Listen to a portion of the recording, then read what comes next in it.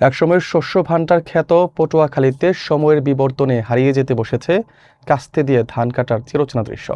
আধুনিক হারভেস্টার মেশিনের দাপটে কৃষকের হাতের কাস্তে এখন বিলুপ্ত প্রায় এক ঐতিহ্যে পরিণত হয়েছে। সময় ও শ্রম বাঁচাতে যান্ত্রিক প্রযুক্তির ব্যবহার বাড়লেও প্রবীণদের মাঝে কাজ করছে পুরনো সেই উৎসবমুখর দিনগুলোর নস্টালজিয়া। বিস্তারিত থাকছে পলাশ হালদারের প্রতিবেদনে। পটুয়াখালী জেলার কৃষি ঐতিহ্যের সাথে মিশে থাকা কাস্তে দিয়ে ধান কাটার দৃশ্য এখন অনেকটা স্মৃতির পাতায় ঠাঁই নিচ্ছে। একসময় ধান কাটার মৌসুমে মাঠ জুড়ে কৃষকের হাসি আর কাস্তের ছন্দময় শব্দে যে উৎসবের আমেজ তৈরি হতো, আধুনিকতার ছোঁয়ায় তা আজ ম্লান। বর্তমানে অধিকাংশ কৃষক আধুনিক হারভেস্টার মেশিনের দিকে ঝুঁকে পড়ায় তাদের হাতে ধান কাটার প্রচলন দ্রুত হ্রাস পাচ্ছে। স্থানীয় কৃষকদের পক্ষ থেকে জানানো হয়েছে, তীব্র শ্রমিক সংকট, ক্রমবর্ধমান মজুরি এবং দ্রুত ফসল ঘরে তোলার প্রয়োজনেই তারা যন্ত্রনির্ভর হয়ে পড়ছেন। তবে প্রবীণ কৃষকরা মনে করেন, আধুনিক যন্ত্রের সময় বাঁচলেও হাতে ধান কাটার সেই সামাজিক বন্ধন ও মাটির টান এখন আর খুঁজে পাওয়া যায় না।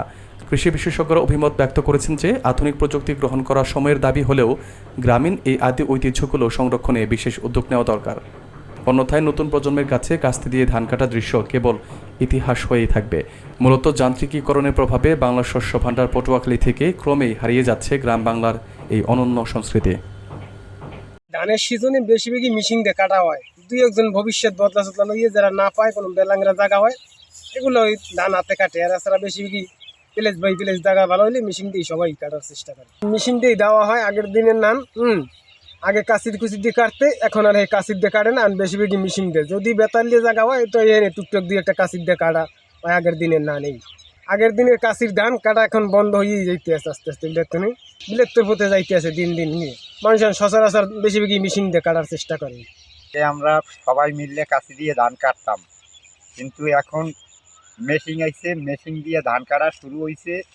কিন্তু আগামীতে মনে হয় যে ইয়াও থাকছে না, কাঁচি দিয়ে এখন যা দেয় ইয়াও থাকছে না। 5 একর বইতে ধান চাষ করছি, ধানও ভালো হয়েছে, কিন্তু ধানের দাম কম বিধায় আমরা একটু হীনতায় আছি। দাম যদি ভালো থাকতো তাহলে আমরা লাভবান হইতাম।